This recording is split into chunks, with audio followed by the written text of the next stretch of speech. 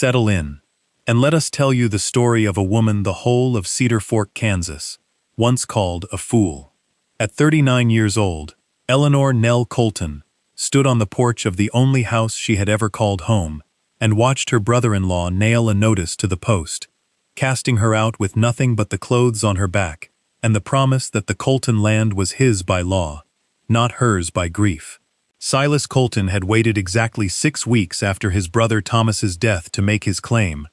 and the county judge, more friend to Silas than to fairness, had signed the papers without blinking. Nell walked away from that farm with $11.40 sewn into her hem, a trunk of her mother's quilts, and a heart hollowed clean out. 3 days later, at a dust-choked auction on the edge of town, she raised her hand for the one thing nobody else wanted, the crumbling, rat-chewed grist mill on Whistling Creek, silent for 11 years, and paid $9 for it, to the laughter of half the county. They called it Colton's Folly before she'd even swept the floor. What none of them knew, what she herself did not yet know, was that sealed inside the iron collar of an old millstone lay a truth buried 3 decades deep, one that would not only save her, but would quietly set right a wrong done to every family in Cedar Fork. If you're watching this from a place that feels forgotten, the kind of place folks have written off before you ever had the chance to prove them wrong,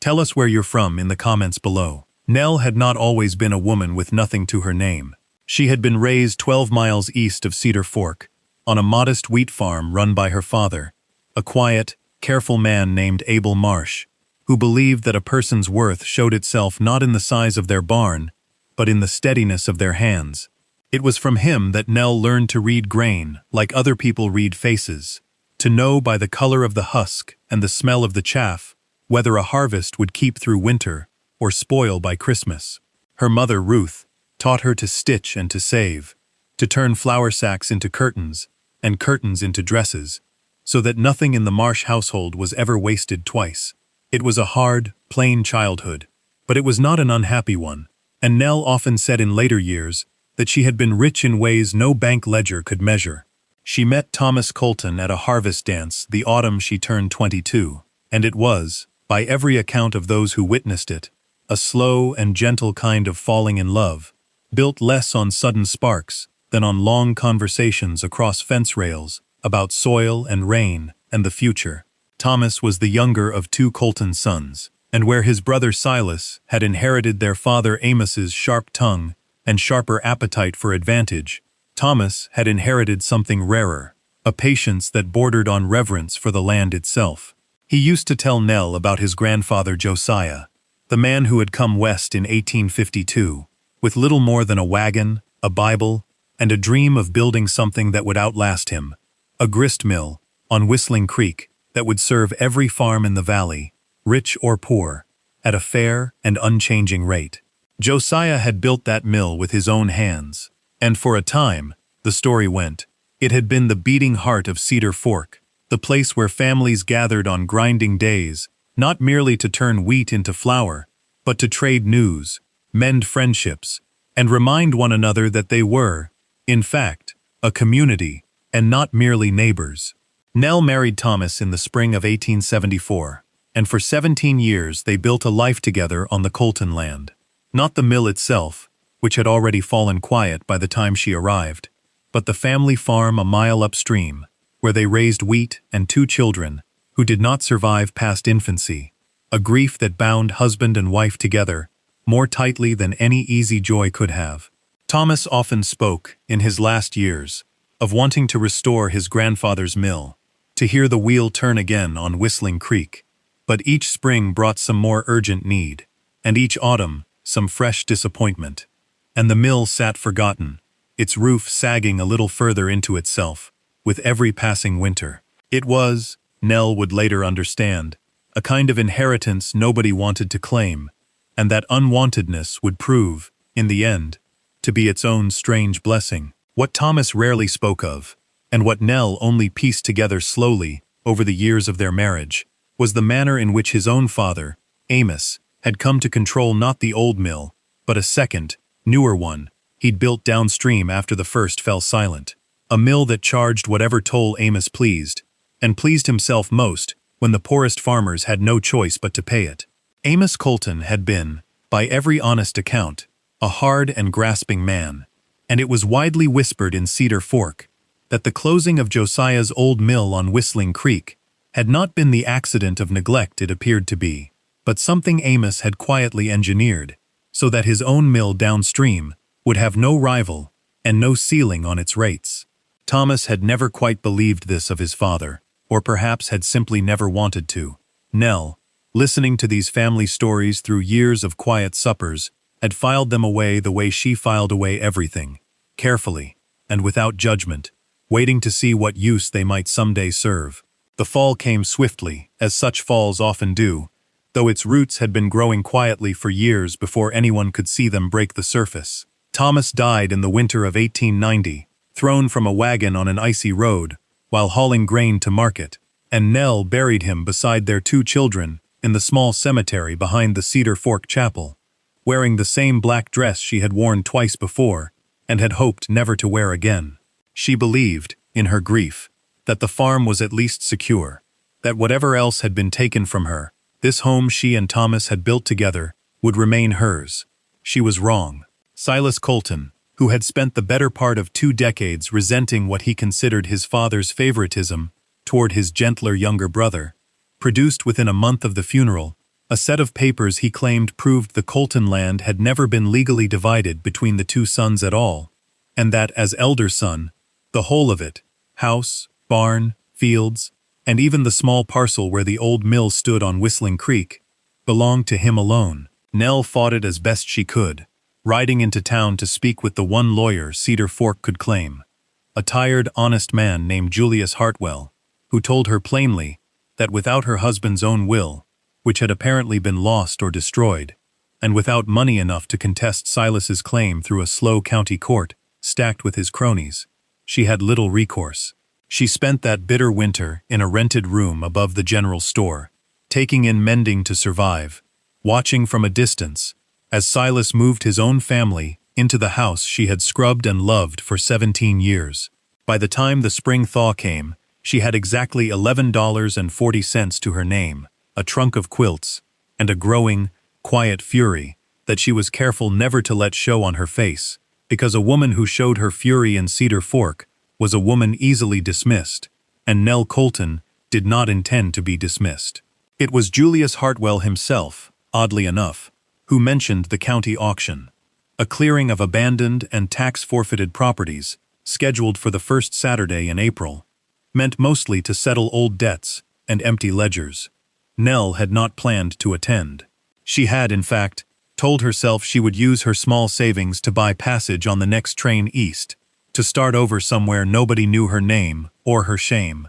But something pulled her to the courthouse steps that Saturday morning, some old habit of her father's teaching that told her a woman ought to at least see what the world was offering before she decided it had nothing left for her. And there, near the bottom of a long list of forgotten properties, tax-forfeited barns, dried-up wells, a half-collapsed schoolhouse, she saw it, the old Colton grist mill on Whistling Creek, listed not under Silas's name, since he had never bothered to claim so worthless a ruin, but simply as county property, abandoned. The auctioneer barely paused over it. Nobody bid. When Nell finally raised her hand and offered $9, a ripple of laughter moved through the small crowd, and she heard, quite clearly, someone mutter that poor widow Colton had lost her land, and now her sense besides. She paid her $9 anyway, took her deed, and walked the mile out to Whistling Creek that same afternoon to see what she had bought. What she found was, by any reasonable measure, a ruin. The roof had caved in over one corner. The great wooden wheel hung half-collapsed and green with rot, where the creek still turned it feebly, and inside, the air smelled of mildew and mouse nests and 11 years of abandonment. But there was something else, too. Something Nell felt rather than saw. A kind of stillness that was not quite emptiness, as though the building were simply waiting, patient as her father had taught her to be, for someone to finally come and listen to it. She spent that first evening simply walking the single room of the mill floor, running her hand along the old grinding stones, the massive circular millstones her husband's grandfather Josiah had hauled west by wagon, at a cost that had nearly ruined him, according to family legend. It was on the third day of her slow, careful cleaning that she noticed something odd about the smaller of the two millstones, a hairline seam around its iron collar that did not match the honest wear of the rest of the stone, a seam too straight, too deliberate, to be the work of time or weather. It took her the better part of a week, working alone with a borrowed chisel, and more patience than most men would have spared for such a task, to work the iron collar free. When it finally gave way, she found, set into a shallow, carefully carved hollow beneath it, a small oilcloth-wrapped bundle, dry and undisturbed, after what must have been 30 years or more, sealed away from light and weather. Her hands shook as she unwrapped it there on the mill floor, kneeling in the dust with the spring sun slanting through the broken roof. And inside, she found a leather ledger book, its pages brittle but legible, several folded letters addressed in a careful, old-fashioned hand, and, wrapped separately in a scrap of blue calico, a small drawstring pouch that, when she loosened it, spilled a modest handful of gold coins into her palm. Not a fortune, but more money than she had held at one time in her entire life. For a long moment, she simply sat there, coins glinting in the dust motes, uncertain whether she had stumbled upon a blessing or a burden, though she would soon come to understand, it was, in truth, both at once. The ledger, once Nell had carried it home to her rented room above the store and pored over it by candlelight for 3 long nights,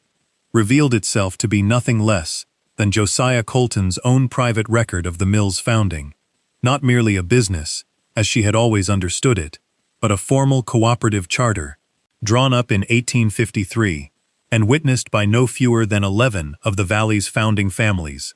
promising that the mill on Whistling Creek would grind grain for every household in the valley, at a fixed, unchanging rate, regardless of a family's wealth or standing, for as long as the mill and its heirs should stand. It was, Nell realized with a slow, dawning wonder, an act of extraordinary generosity from a man who might easily have built himself a private fortune instead, a covenant meant to bind the community together, in fairness, long after its founder was gone. The letters told the rest of the story, and a harder one it was. They were written by Josiah in the final year of his life, addressed to a lawyer in Topeka, whose name Nell did not recognize, and in them, the old man expressed, in increasingly troubled language, his fear that his own son Amos had begun quietly maneuvering to seize control of the mill's profits for himself, to abandon the cooperative charter, and to build a second, private mill downstream that would answer to no one's interests but his own.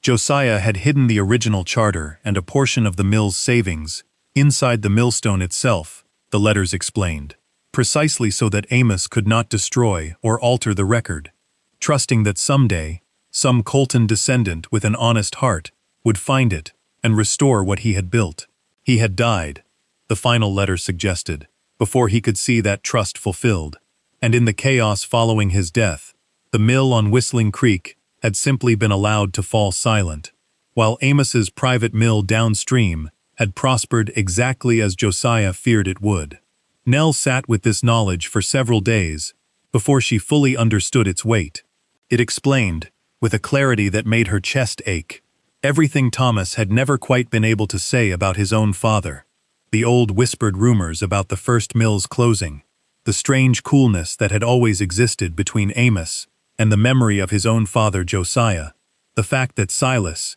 Amos's son and heir, had never once bothered to claim the derelict mill as his own, dismissing it as worthless, even as he fought so viciously for every other inch of Colton land. He had inherited his father's blindness, along with his father's greed, never once suspecting what quiet defiance the old mill still held sealed inside it. And Nell understood too, with a certainty that settled into her like the turning of a great wheel, that she was not merely holding a family secret in her hands. She was holding the means to finally set right a wrong that had been quietly bleeding the farmers of Cedar Fork for 30 years, every one of whom had been paying whatever toll Silas's mill demanded because they had never known they once had, and by rights still had, a covenant promising otherwise. She began the restoration slowly, using the gold coins with the same careful economy her mother had taught her, patching the roof herself with lumber bought on credit from a sympathetic mill supplier 2 towns over, learning the mechanics of the grinding stones from a battered manual she found tucked among Josiah's papers, and calling on the few honest hands in Cedar Fork, willing to help a widow for fair wages and the promise of future goodwill. But there were others, old-timers mostly, whose fathers had ground grain at Josiah's mill in its heyday and still spoke of it with a wistfulness that had never quite faded, who began to drift out to Whistling Creek in the evenings, not to help at first, but simply to watch, and then, slowly, to lend a hand. It was inevitable that Silas would hear of it, and inevitable, too, that he would not take the news kindly. He rode out to the mill himself on a gray morning in early June, and Nell, standing in the doorway with flour dust still on her hands, watched him survey the half-repaired roof and the new-hung wheel with an expression somewhere between disbelief and fury. He told her plainly that the mill sat on land that was rightfully his, whatever forgotten deed the county clerk had dug up for a $9 auction, and that he would see her thrown off it the same way he had seen her thrown off the family farm. Nell, who had spent long nights preparing for exactly this confrontation, did not raise her voice or her fists, only reached behind her and produced, calmly, the county deed, bearing her name and the mill's original property lines that, as it happened, extended further along Whistling Creek than either of them had realized, encompassing not merely the mill building itself, but a narrow strip of land that ran, by old surveyor's measure, straight through the disputed boundary Silas had used to claim the whole of the Colton farm. She did not say more that day than she needed to. She simply let him see that she was no longer a woman with nothing, and watched something uncertain flicker across his face before he wheeled his horse and rode back toward town. The weeks that followed were not easy ones. Silas, unwilling to risk open confrontation over a boundary line he suddenly seemed less certain of, turned instead to quieter forms of war. He spread word through Cedar Fork that Widow Colton's mill was unsafe, its stones unbalanced, its flour unfit for honest tables, and for a time, custom trickled in slow and hesitant, farmers eyeing the newly turning wheel, with suspicion born less of the mill's condition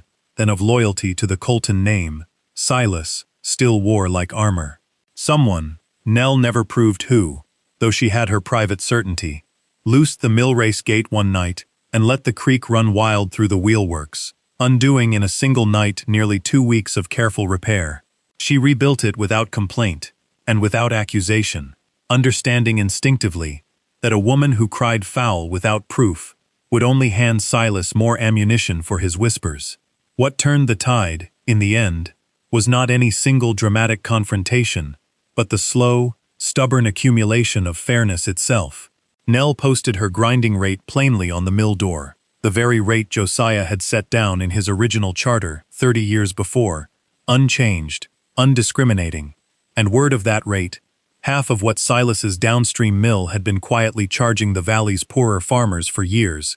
moved through Cedar Fork faster than any rumor Silas could spread against it. By midsummer, the families who had once merely watched from a distance had begun bringing their grain to Whistling Creek in earnest, and among them, quietly, came old Ezekiel Thorne, a farmer in his 70s, who had ground wheat at Josiah's mill as a boy, and who recognized, the moment he read the posted rate, the exact language of the old covenant his own father had once described to him around a winter fire. It was Ezekiel who stood up at the next Cedar Fork town meeting, called ostensibly to discuss a bridge repair, but quickly overtaken by louder business, and asked Silas Colton directly, in front of half the valley, why the rate at his downstream mill had for 30 years exceeded the covenant his own grandfather Josiah had sworn before 11 witnesses to uphold. Silas blustered that he knew nothing of any such covenant, that it was an old man's fading memory and nothing more,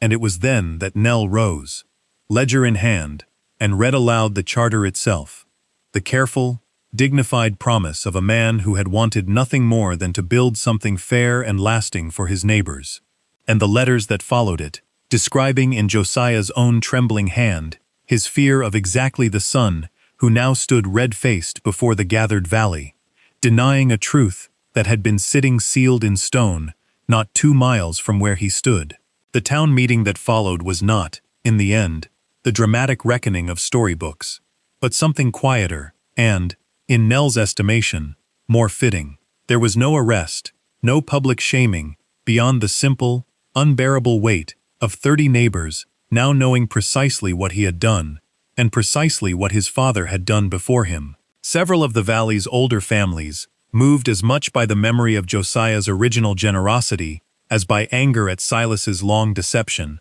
quietly began redirecting their business to the mill on Whistling Creek, until Silas's own mill, no longer able to command the inflated rates it once had, struggled simply to cover its costs. He did not lose his land, and Nell, true to something steady in her own nature, never asked the county to strip it from him, understanding that such vengeance would only tarnish what she had worked so hard to restore. But he lost, slowly and irreversibly, the quiet deference Cedar Fork had always paid the Colton name, and in its place grew a wary respect for the widow he had once cast out with $11 and a trunk of quilts, who had built, from $9 and a ruin, something the whole valley now depended on. Nell reopened the mill formally that autumn, on a crisp October morning, with the whole of Cedar Fork gathered along Whistling Creek to watch the great wheel turn in earnest for the first time in over a decade, and she stood at the mill door in a plain gray dress, the same patient calm on her face that her father had taught her long ago on a wheat farm 12 miles east, and thought of Thomas, and of Josiah, whom she had never met but felt she understood now better than almost anyone else alive. She had restored, in the end, not merely a building but a promise, the plain, unglamorous promise that fairness, once broken, could still be mended by someone patient enough to do the mending, and that value, real value, often hid itself exactly where the world had already decided to stop looking. And so we return, as we always do, to where we began, to a woman of 39, cast out with almost nothing, who paid $9 for a ruin the whole of Cedar Fork had already written off, and found sealed inside it, not merely gold, though there was gold, but something far more enduring, a promise her husband's grandfather had trusted the future to keep, and that she alone had proven worthy of keeping. They had called her a fool that April morning on the courthouse steps,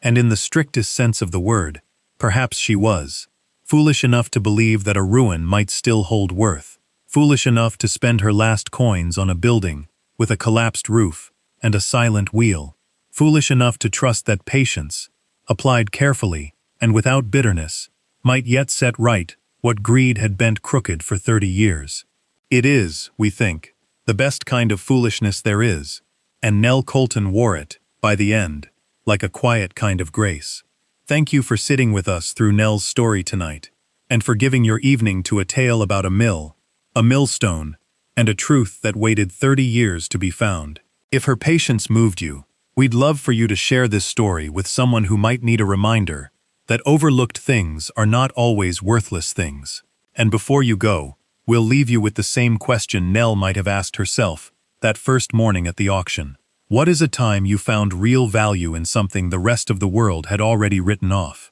Tell us in the comments below. We read every one. Until next time, stay close.